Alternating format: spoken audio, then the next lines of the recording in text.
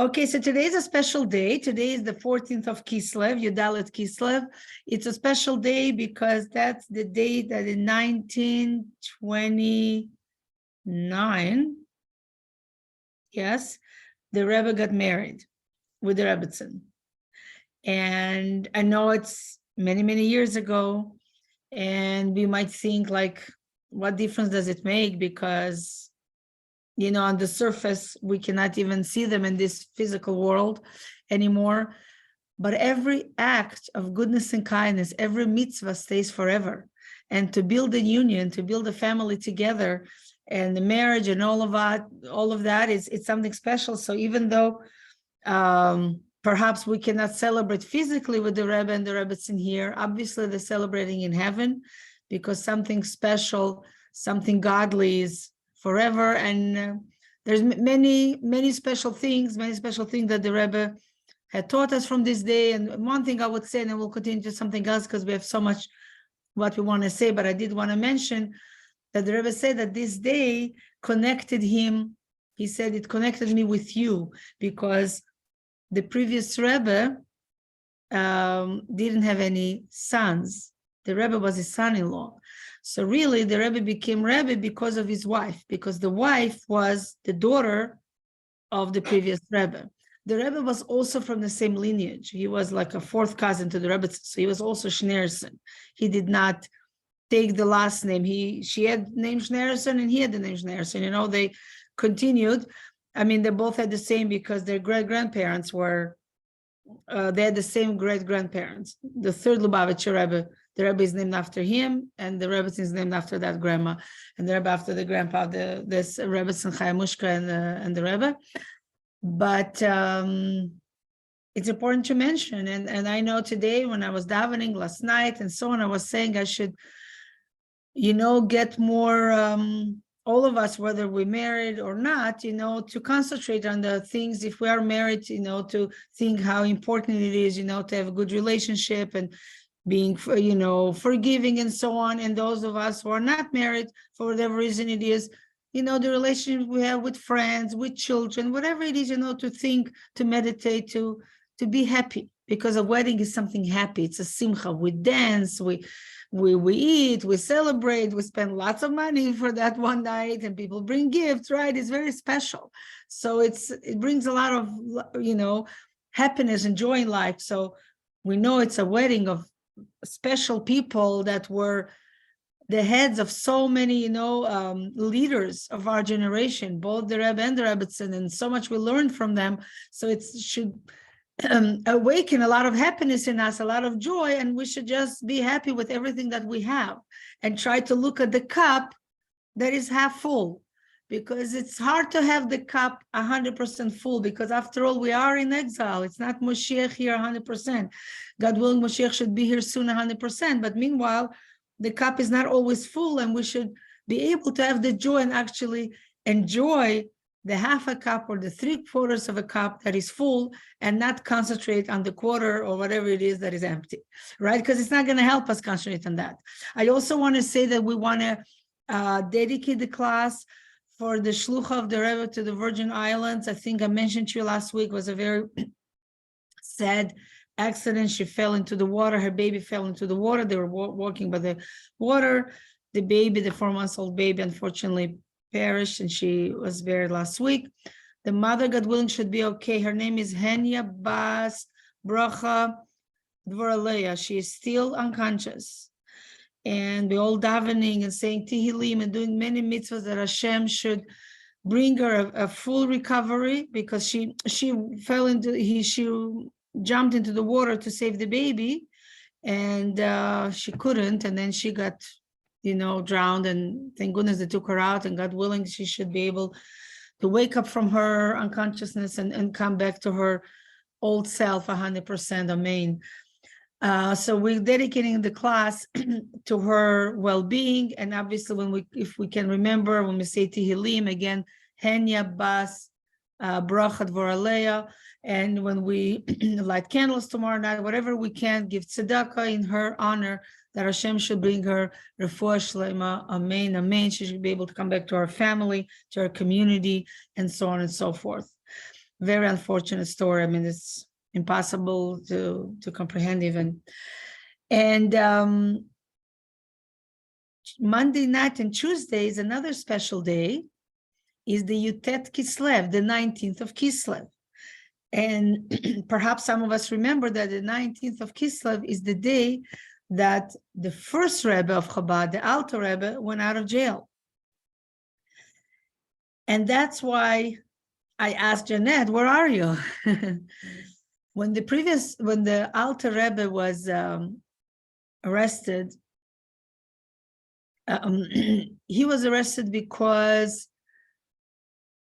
people told on him, and unfortunately, Frum just told on him they didn't want him to spread Hasidus, to spread the Kabbalah that he was revealing to everybody, and all the way of serving Hashem in joy and happiness and dancing till the Chassidus of Chabad came. Those things, and Chassidus in general, those things weren't really accustomed. People used to, when they daven, they used to cry and be sad, and it was very hard life in those years, you know, talking about the 1700s, 1600, all those years, it was very hard.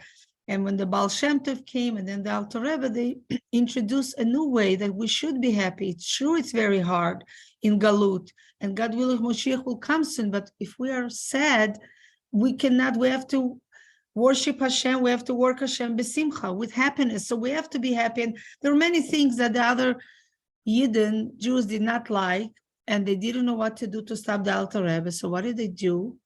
They said to the government of Russia, to the Tsar at the time, then it was the Tsar, right, not communist Russia, that the Alter Rebbe, this rabbi, is sending money to Israel against Russia. What does it mean? Who cares? I mean, at that time, Israel was not Israel of today, but Israel, that place, was occupied by Turkish government, by the Turks, by the Turkish government. Russia and Turkey at the time they were at war. And the Alter Rebbe did send money to Israel, but he did not send money to Israel in order to make the people there stronger to fight Russia with the Turkish government. He sent money to the poor people. The people in Israel were so poor, the Jewish people. It wasn't their, I mean, it's our homeland, but Turkish people were in control, and it was very hard for them. And many of them didn't have, they really didn't have food. So even the Jews in Russia, who were also poor, they would give little groschen, as we say, little, pennies they would collect. And the Alter Rebbe said that it's very important to help poor people in your country, in your city, but very, very important to help the poor people in Israel. Always very important. Israel as well. And that's why he would send money. So they said, okay, he's doing it anyway. They arrested him, and the Alter Rebbe was in jail 53 days. And I got a nice message today from you, Jeanette. You are very popular today, that she's waiting to have again the classes of Tanya with Rabbi Matusof. I know it was disrupted for a while. I'm not sure when he's starting again, but God willing, he will, I hope, one day soon. It's nice to know that people are waiting for it. And the Alter Rebbe, that was the one who composed the Tanya, he was in jail 53 days. And the first part of Tanya, then there is some additions, but the main parts of Tanya, there are 53 chapters. It was like, he was in jail. It was something that he had to bring up in a higher level and so on, and what he had accomplished. And when the Alter Rebbe was there, the people tried to figure out who it was. What I mean, the people tried to figure out, they realized that people who, he was in jail, and they put him in a very, I guess we can call it maximum security, if we're going to say it in our language here, is because he was considered, he wasn't a murderer, he didn't do anything to someone else, but he was considered as mored b'malchut, as somebody who goes, a traitor, somebody who goes against the government. He was a traitor. He was sending money to another country to fight Russia. That's what they said. So that's really bad. So they put him in a very But when they, took care of him, the people would come in and whatever, like they take care of all prisoners, they realized that he's a very holy man. He's a very special man. It's like, it's not an ordinary person. And they realized that he couldn't be a traitor, he was just, even the Goyim, even the non-Jews, they realized they were able to feel the holiness. And it was so amazing that even the Tsar wanted to come and see him. One of the times, and that's why I called the class, Where Are You? One of the times, the Minister of Culture came to see him because they realized he was a very smart man.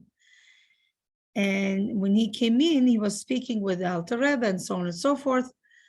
And he says, you know what, I hear from people that I know you're a Jewish rabbi. I want to ask you a question. It says in the Torah that when Hashem had come to speak to Adam and Eve, right? When Hashem created them, and Adam and Eve ate from the tree of knowledge, and Hashem came to speak to Adam, right? And Hashem told him, Ayeka. Ayeka means Eifo ata. Where are you? Didn't God know where Adam is?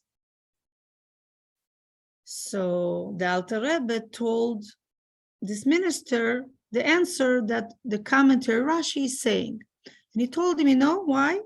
Obviously God knew where he was, but he didn't want to scare him. And from this we learn, when you approach someone, you want to give them respect, like a little time, not just to come like that. And he knew that Adam was going to be very upset. Adam is upset because he knew he made a sin. So when Hashem came, he didn't right away start speaking to him. What did you do? And confronting him. He said, oh, where are you? Kind of to prepare him. And then he told him, why are you hiding? Did you eat from the tree? It's, that.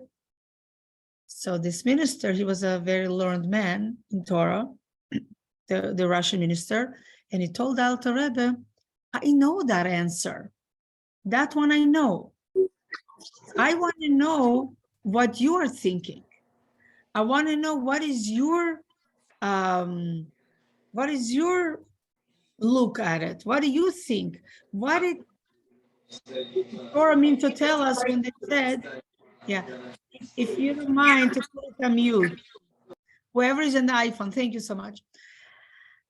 And here we go, the Alter Rebbe heard, and the Alter Rebbe said, yes.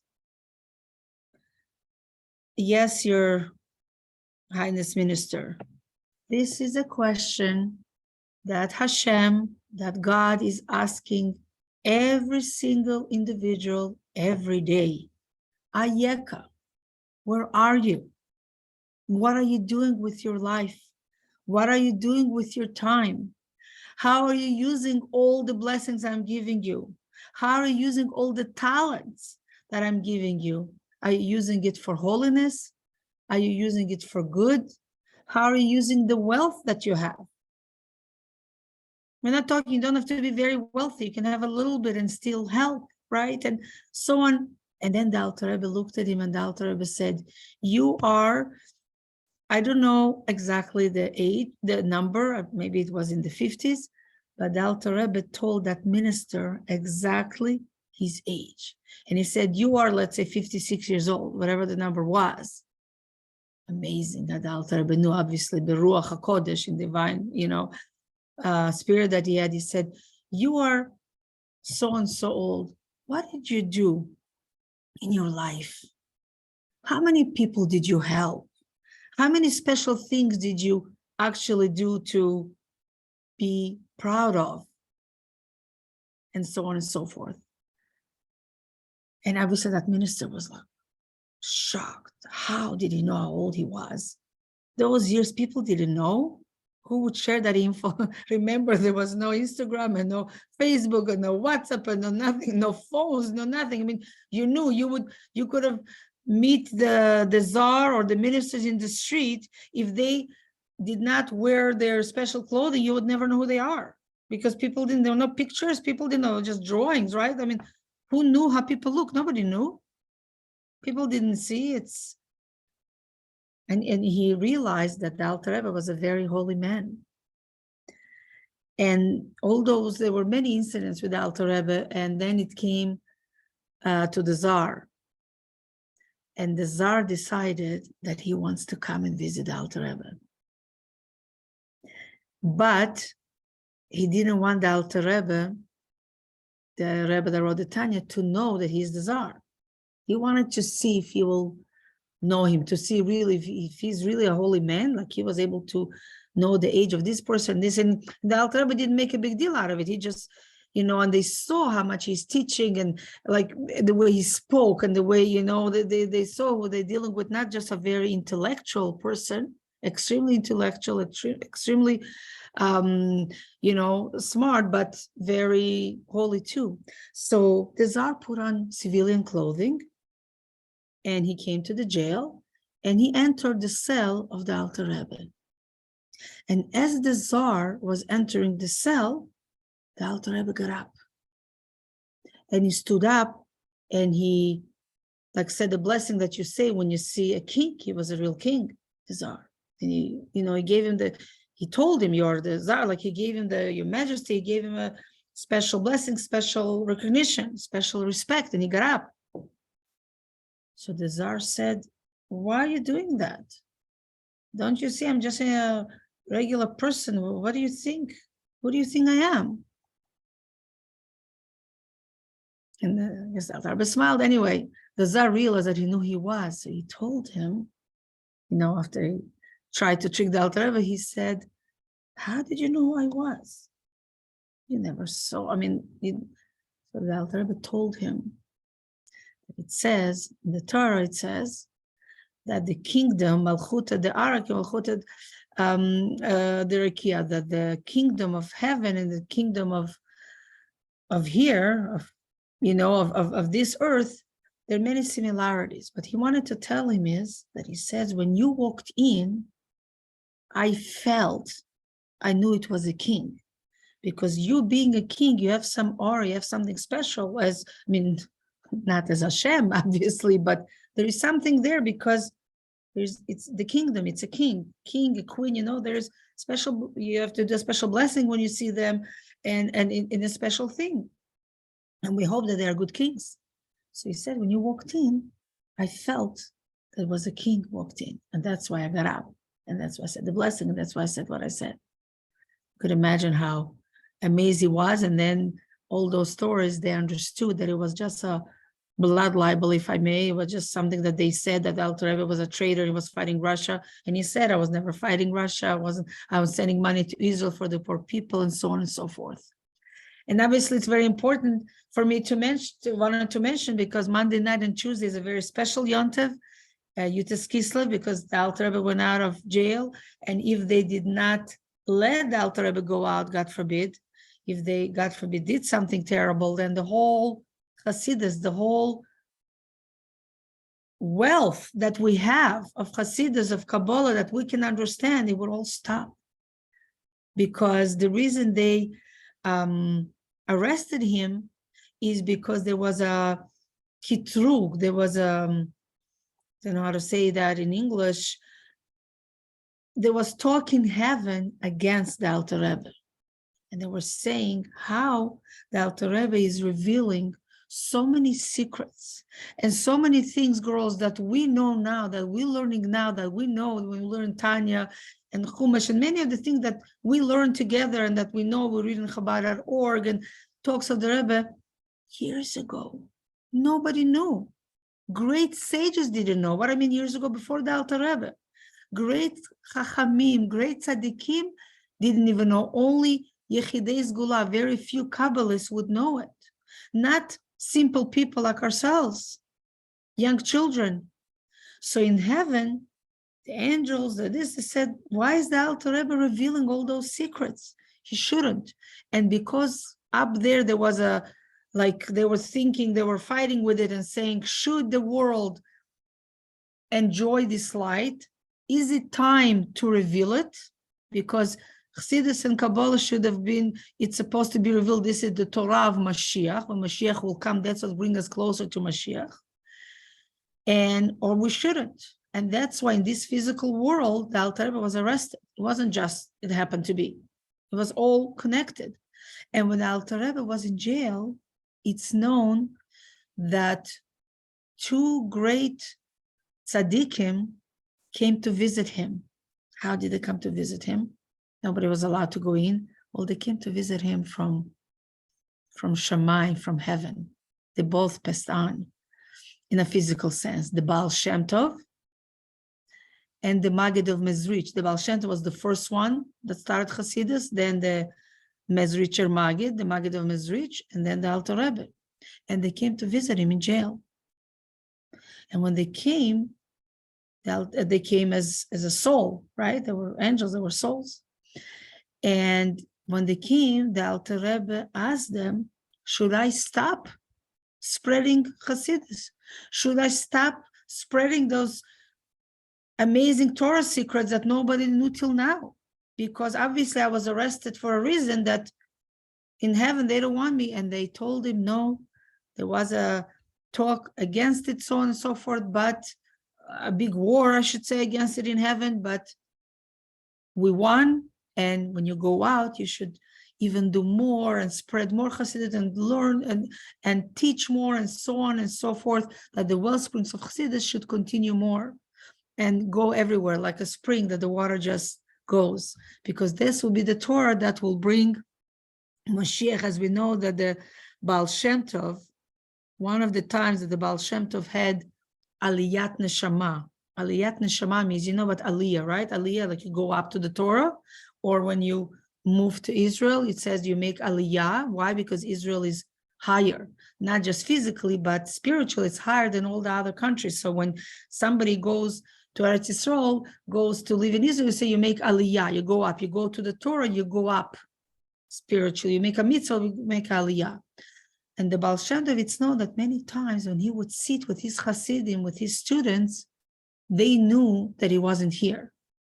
They were able to see on his face, close his eyes, his face would be red or whatever, and they felt, they knew that he was up there. His neshama would, I mean, he was alive, obviously, he would be here, but part of his soul would go up to heaven, and then he would see things, and then he would wake up, sort of call if I may, and then he would many times share what he saw. And one of the times that he had Aliyat Neshama, that his neshama went up, and then when it came back here, he told them, when he was there in heaven, he passed by the Heichal, by the beautiful place, hall, room, whatever you want to call it, the Heichal of Mashiach. And he told Mashiach, he told him, Ei Mosai Ka'asimar, it's in Aramaic. How long are we waiting for you? When are you going to come? When are you coming? Hello, hello. So nice to see everyone. And what did Mashiach answer him when the Baal Shem Tov saw him in heaven? He said, Lichsheyafutzu ma'ayonotecha chutza. I will come, Mashiach told the Baal Shem Tov, I will come when your well springs will spread hachutza, outside, bachutz, the Hasidus, the Torah that teaches really the inside of the Torah. Why? Years ago, so many things, like I said, that we know, people didn't know what is special about a Jewish soul. What difference does it make if I light the candles on Shabbat or not? Spirituality, godliness, so much that we know that it's so much easier for us to keep mitzvot. Years ago, people didn't know. So why did the Baal Shem Tov realize? Why did the Baal Shem Tov decide? And then the Maggid and the Alter Rebbe, and that's what we celebrate next week, Monday and Tuesday, the liberation of the Alter Rebbe, that it's so special. Because if God forbid he wasn't liberated, we wouldn't have it. Because the Baal Shem Tov realized in the 1700s that life was very, very hard. That the Jewish people were already away from Israel for so many years. Without the Bet HaMikdash, you know, in this country, in that country, suffering physically, spiritually, it was very hard. Life was very hard, and it was very hard to keep Torah mitzvot, and they still did, but it was very hard. and so many pogroms, and things were very, very sad and very, very difficult. And he felt that in order for us, the Jewish people, to continue to be faithful Jews, to continue to keep Torah mitzvot, we need to have the essence of the Torah. We need to know more. Years ago, it was easier. People they kept Shabbat. I mean, even ourselves, My mom told me, grandma told me, we listened. We listened so much more than our kids and grandkids. Now, we're wasting our time. We say, you must do this. We have to explain. And I'm not saying it's wrong. That's the way the generation is. It's not like, in our generation or generation before, parents told you, you listen. That's the way it is. You don't question. We question everything. And the Baal Shem Tov already realized that over 300 years ago. And he said, in order for people to keep Shabbos, they have to know more. In order for people to do this and this and this and this. And one of the things that we know how much it helped, obviously, we know how much it helps us when we know what it means and how important it is and so on. It's easier for us to fight for it. It's easier for us to do it. But those of us who know, and I come from the Soviet, Russia, and a few other people here in the chat, and as well, during the time of the communist Russia, it was very hard to keep Torah and mitzvot. It was very hard. It was basically, you would go to jail, and so many people paid for it with their lives. So many people. And in that time, when the communists started, in the time of the Tsar, most of the Jewish people in Russia were religious. And when the communists started, they took away all religions, also Christianity, Muslim, Islam, and everything. Hello, Mrs. Wedrow. Hello. Glad you joined us. It wasn't, they were always more rude to the Jews. But who kept it more? So many people left Judaism. I don't like to say left Judaism. They start keeping everything. They stopped slowly because it was very hard. The people who were very strong and continued for a long time and didn't give up and then left Russia, thank God, and my family was one of them, were people that were Chabad Hasidim, Lubavitch Hasidim. And the reason was because we learned Hasidus. We learned all those secrets, and we knew what Shabbos is. So a person knew what is life without Shabbos. So if God forbid, you have to lose your job because you cannot work on Shabbos, you know what is more important in life. Obviously, we are physical people. We need money. We need food. We're not angels. But what's the money for? To give tzedakah, to buy kosher food, to be able to dress modest, to be able to buy candles for Shabbat, to be able to buy challah, matzahs for Pesach, candles for Hanukkah. That's why we have money. Yeah, we use the money also for, we want to look good, we want to do this, but really it's to do mitzvot, to share with someone who has less. I have a lot of food, that's great. I should share with somebody who doesn't have. This is what the essence. And Chassidus explained it. And I know that it was so hard when my father he was a young man when we left Russia. And he was a young man there, and it was hard. He told me to keep Shabbos. It was so hard. He would do all kinds of things, but he told us he knew there is no other way. He must keep Shabbos, and if God forbid he'll lose the job, he doesn't know what he would do, how he would feed us, but he tried all kinds of ways to find a job like this, but it wasn't even a question, God forbid, to work on Shabbos. When you know the essence, when you know the emes, the emet, the truth, then you're stronger. And that's why those Yidden who started Chassidus, it was just easier for them because they knew this is our life. So it wasn't just, okay, now it's hard, it's tradition. So my grandparents didn't have a hard time, I have a hard time, so I don't have to do it. No, this is my life. I'm not doing it for my grandparents. I'm doing it for me. I'm doing it because Hashem wants me to do. And that's why Yutas Kislev is such an important day. This Parsha has so many amazing things. And I want to share with you one of the things in the Parsha that speaks about Yaakov. And it speaks about when Yaakov had to meet Esau. And Esau heard that Yaakov is coming. So Esau took 400 men, soldiers, to go fight his own brother. No, we're not discussing how sad that is and so on. And Yaakov knew that Esau hates him, unfortunately. So Yaakov had to prepare. And Yaakov it was very hard for Yaakov because Yaakov had to prepare. It says Yaakov prepared 3 things. Yaakov hitkin et atzmo. So the Rebbe is asking why it says hitkin. It should say hechin. He prepared. Lachin. He prepared 3 things, right? Doron, which present. He decided to give lots of presents to Esau to make him happy. And he thought if that's, that should be one of the things should help him, God willing. And then tefillah, prayer. And then milchama, a war. He thought if he's not going to listen, if he's not going to be happy enough that I'm giving him such a big gift, and obviously I'm going to pray to Hashem that God should save me, then I have to be ready for war. And that's why he divided his children and his wives to different, not to go all together, that if God forbid, he's going to kill one part, God forbid, of his family, at least he'll have another part of the family that will survive. Why was it so hard for him to give the gift?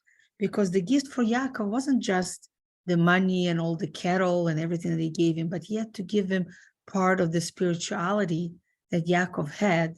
He had to give part to Esau, to the not pure side, kind of, and that was hard for Yaakov. What does it mean? Why do we use the word tikkun? Hatken etzmo, hitkin etzmo. Tikkun is from the same word as tikkun olam. What is tikkun olam? We're doing things, we're doing mitzvot, we're doing special acts of goodness and kindness to repair the world. Tikkun olam. Yaakov was doing those things to repair the world, to repair the bad things that Esau had, the bad things that Esau represented, all the terrible things that Esau represented.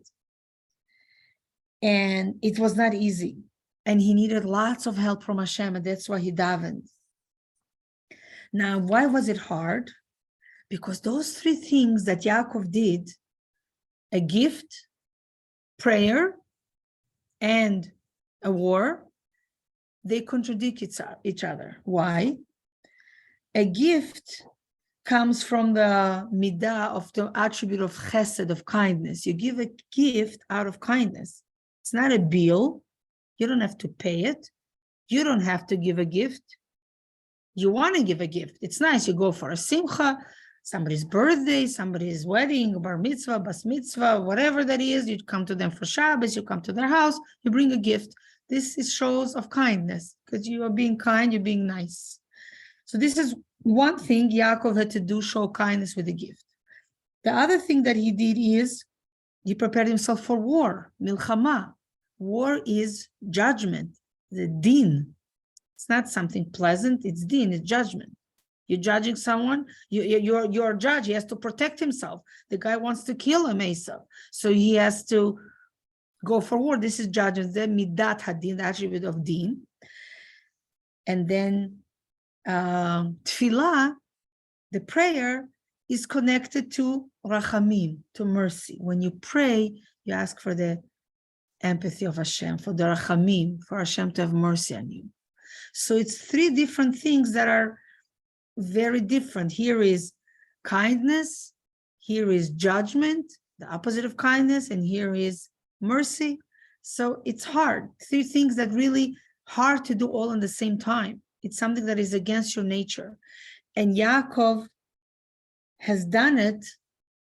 He did things lemala me'ateva, against the nature. And what is he teaching us? When Yaakov went to Esau, Yaakov really wanted Mashiach to come. And he told Esau, I'm ready for you.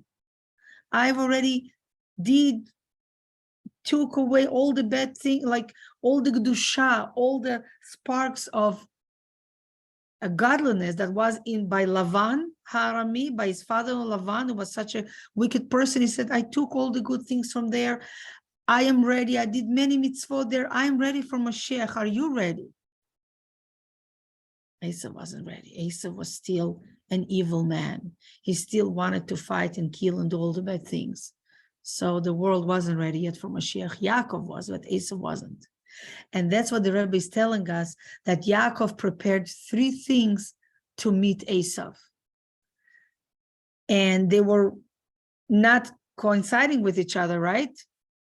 As I said, judgment, kindness, mercy, to teach us that in order for us to bring Mashiach, we need to work hard on ourselves. And many times we have to do things that is against our nature. I want to be better. I want to do this.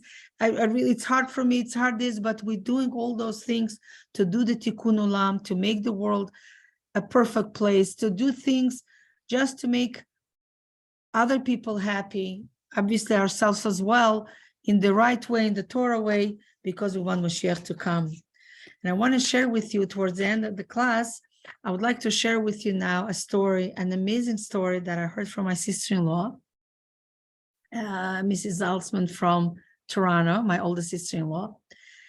It has to do with the Parsha of this week.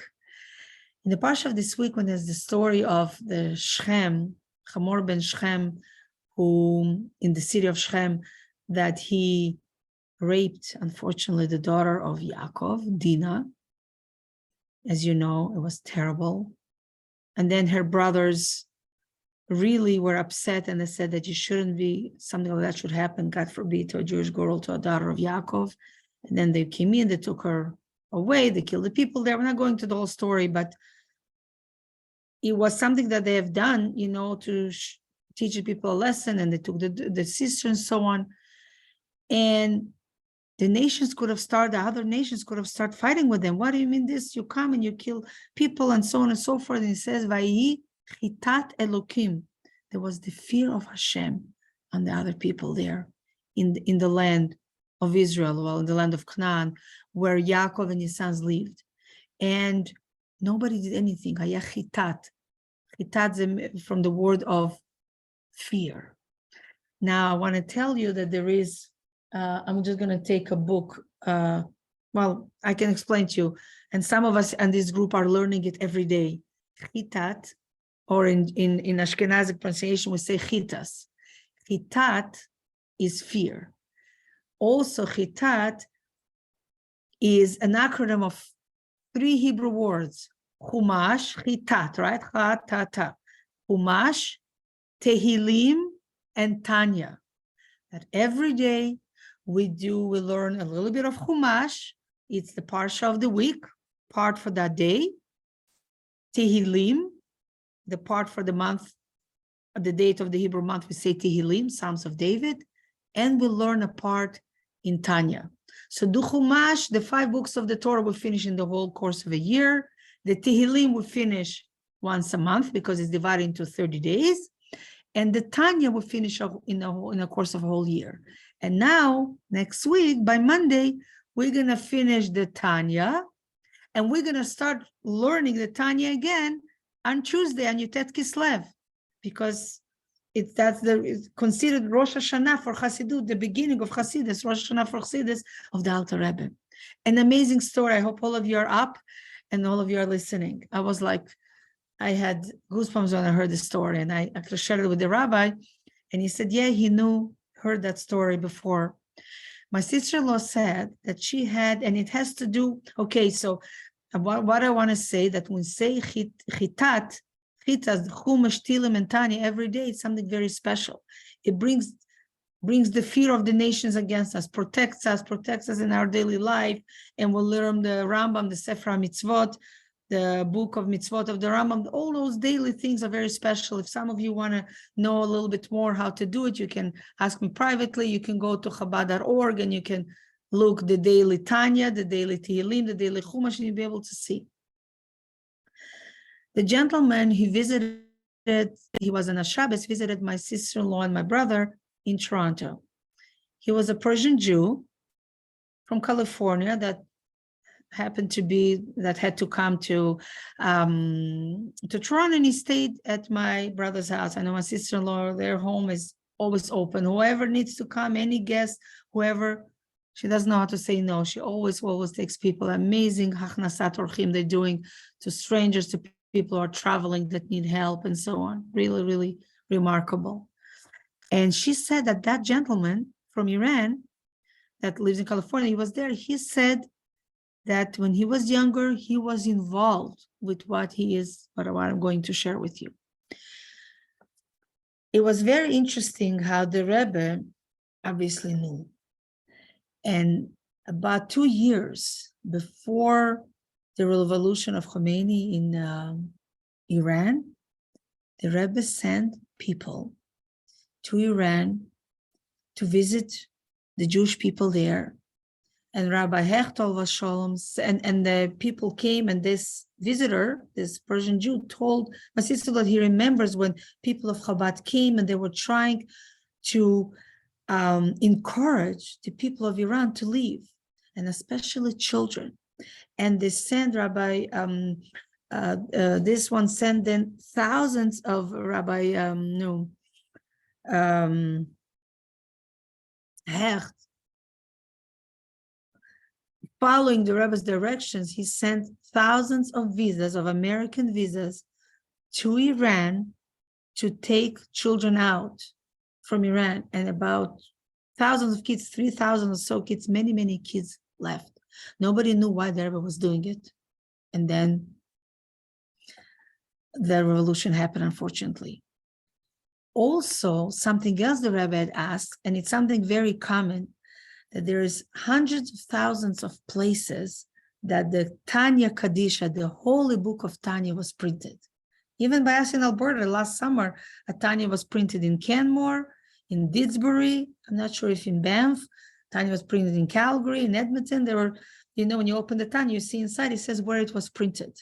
And this is part of what, as I shared with you, that when the Baal Shem Tov had Aliyat Neshama, when he went to heaven, in the middle of one of the times he was teaching his students, and he met in heaven Mashiach, and he asked Mashiach, when are you coming? We're waiting for you for so long. And Mashiach told him, when your well springs will spread, when you will teach the Torah of Hasidus, then I'll come. So this is part of this thing as well, of this godly thing, is to print Tanyas all over the world. Every place that you can, they basically take a machine. How did we print the Tanya here in Canmore last summer? They take a machine that can print, and they have all the discs and so on. They come with a truck, whatever, with a van or whatever, and they print it. So the Rebbe had asked also to print the Tanya in Iran, in Tehran, for the Yidden of Iran. And obviously it was all done in quietly, secretly, whatever it was done. And then all of a sudden, unfortunately, the revolution happened. And we know how terrible it was. And then comes a law. And when the revolution happened and so on, there were still a lot of before the law, a lot of Tanyas that were printed that they didn't have a chance to finish them and bind them and put them together as a book. There were a lot of Tanyas that were like loose. And they didn't need to know what to do. So they just brought it into the shul in Tehran, and they put it in the library.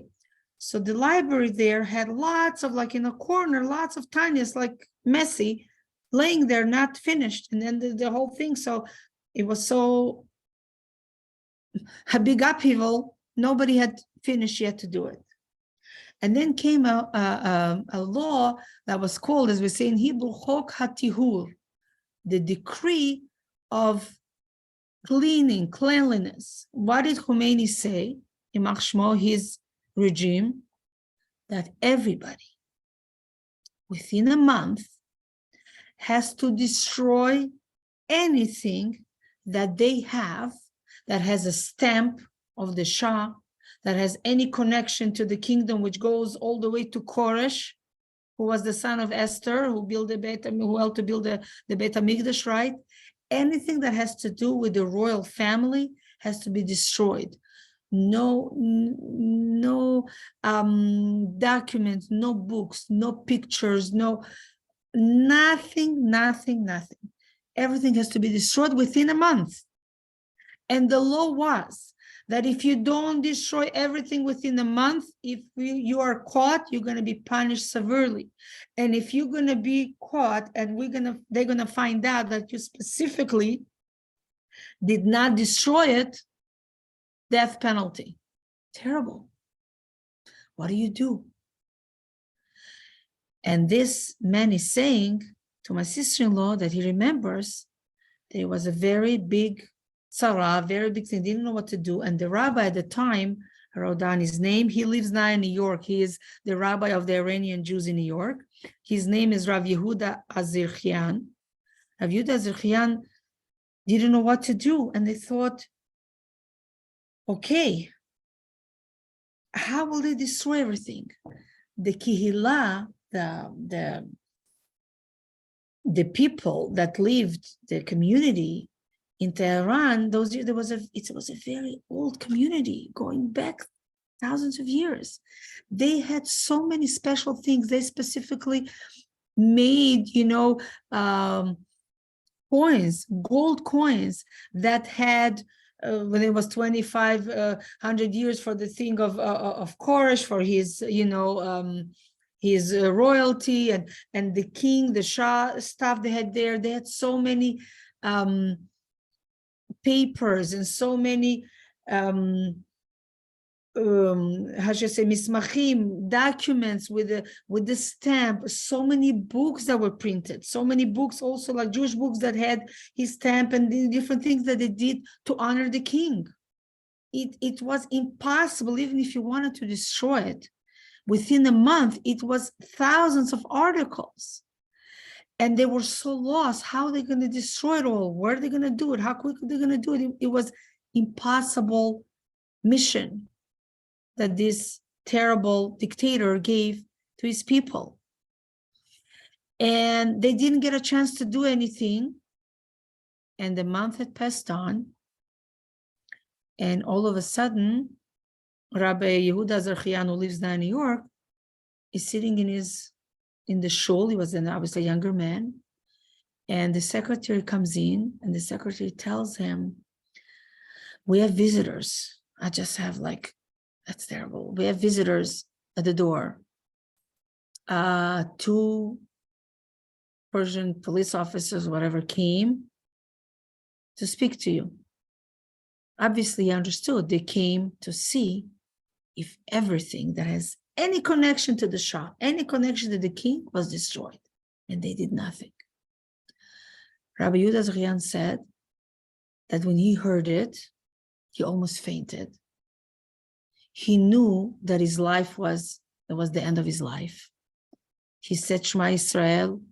He said Vidu. He said Hashamnu Bagad. He said what we say, God forbid, somebody knows that they are passing away. And he knew his end is near, very, very soon. But he thought, what's going to be with the community? What's going to be with all the men and women and children? What are they going to do to us if they're going to see that we didn't destroy anything? But he had no choice. He had to go out. He went out and he tried to hold himself and not to show that he's scared and just, he knew soon it's over. But like I said, he said Shema and everything. And they told him, okay, we came to visit. We came to see that you destroyed everything. We want to look, we want to search the building, the shul of the Jewish community. Where should we start first? So he said, okay, let's go to the library. He thought, let's start with the library. Didn't know, what should he do? They come into the library. And what did they notice first? Do you remember, those of you who are listening attentively? Remember that about 2 years before this whole happened, how the Rebbe sent messengers from New York, from Israel, I don't know from where, to go to Iran and to print lots of Tanyas, to bring a lot of holiness, the Tanya Kadisha, the Holy Tanya. And all those Tanyas, a lot of them were not bound, right? They were just papers laying on the floor. So when they walked into the library, their attention of those two people went, and they go, what is this big, a big arama, like a big thing of so many books, so many papers. What is it, this big thing? Big mess. So he said, oh, the books that we printed, didn't have a chance to. So one of the guys walked over, took the book, opened it, one of the pages, and he told the rabbi, read it. I want you to read it to me and explain to me what it says. So Rabbi Azarchian started reading it. He read it in Hebrew, and he translated it into the Persian language. And where did he open? That was the book of Tanya. And he opened Shara Yichud Va'emunah. It's after the 53 chapters. It's where it speaks about the oneness of Hashem and how the belief in Hashem and how Hashem created the world and how Hashem still is recreating the world. The fact that the world is not being destroyed, that means Hashem is creating it all the time, how Hashem is all the time present here, and now everything is by Hashem and everything, the godliness. He was reading, he read the whole page and explained to him. When he finished, this officer said, wow, if you are such kind of people that believe that you learn such books and you believe that God is with you and God, the whole thing, then I don't have to search here anymore. I'm sure everything is okay. We don't have to search anymore, we are leaving. Could you imagine? Rabbi Azarchian said that when he heard it, he almost fainted. He didn't know, is it true? He was ready that they're going to assassinate him and then going to go after all the Jews in Tehran at the time, God forbid, in Iran altogether. So he told him, thank you, but can you write a document? Can you sign that you were here? So if somebody else comes, we don't have to do the search again? He said, sure. He took a document. He wrote down that I was here on this and this day. I'm sorry. I was here on this and this date, and I searched, and everything is okay, and these people are free, and we don't have to worry about this place. And they left. He said, that Shabbos, Rabbi Azarchian said, that Shabbos in Iran, in the shul, you could imagine how people were, what the huge miracle. What the huge miracle, and the reason I'm obviously sharing it is just for us to know how the Tanya saved the Yidden. With the holiness of the Tanya, obviously, Hashem saved the Yidden with the holiness of the Tanya. How the Rebbe had the vision, how the Rebbe saw a few years before what's going to happen, and he took out thousands of kids out, and he sent the Tanya to print and all of those things to save as much as possible. So I would love to thank everyone for joining. I would love to tell you all that we'll celebrate, Monday night and Tuesday, Yutet Kislev. Hanukkah is coming. Perhaps some of you did not have a chance to read and to see, maybe didn't read our emails that we have. It's so nice to see everyone who joined today. Actually, Linda, I was thinking about you today. I didn't see you in a while and spoke to Mrs. Wedger. It's so nice to see you. We are going back to City Hall. After 2 years that we weren't there, we want to show our presence in the heart of the city, that we are Am Yisrael, Chai V'Kayam. We are loud, we are here, and we're going to celebrate Hanukkah open. And we're going to have over there the choirs of the schools. It's going to be nice, God willing. We're going to have latkes. Hopefully we'll have other stuff. It's going to be a very nice program. We're still building the program because we didn't know till last minute that we're going to be able to do it. And we hope, God willing, that we should be able to do it, that God forbid, nothing should happen, that they're going to stop, because I did say that if God forbid, if COVID or whatever, they might stop, close it, but God willing, it should be okay. And we should all be healthy. Whoever is not well should be well. And the shlucha, amen, amen, the shlucha, Henya, Baz, Bracha, Dvoralesha, Devar, for Shlema. It's a young, those of you who came later, is a young Rebbetzin from the Virgin Islands that fell into the water to save her baby. The baby suffered, and she she drowned and she's on life support, and she's still unconscious, and God willing, she should wake up. She come back to her family, to her community, a young woman, 40 years old. How old was her baby? How old 4 was months. Shayna? 4 months. Shterna Sarah, the baby was Shterna Sarah, 4 months. And everybody should be well. We should light candles tomorrow for Shabbat. And if some of you have time to volunteer for Hanukkah, you can call our office. Some of you already reached out on this chat to sponsor things for Hanukkah. We're very grateful. And if I may say, Mrs. Wedder does every year. She's giving a very thoughtful, very generous donation in memory of her late husband. Was a very, very special man. I had the honor and privilege to know him. And she called me herself. I didn't have to call her. Every year she calls. I'm dedicating, a candle. She does something special for the Hanukkah menorah and Heritage Park for her husband. So those of you who, we're going to send, God willing, a sponsorship, whoever can help bake latkes, whoever can just come to City Hall there and enjoy. And we should really have a lot of light. Hanukkah represents all. We should have a lot of light, because a little bit of light pushes away a lot of darkness.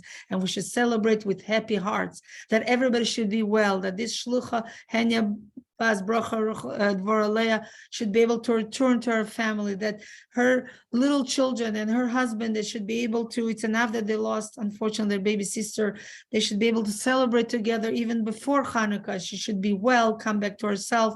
And everybody who's not well, there's a rabbi from Toronto that is sick already for so long. Wonderful rabbi, Harav Michoel Akiva Gershom Rochel Basa should have her for Shalem, also a young man, and everybody should be well, and all of us.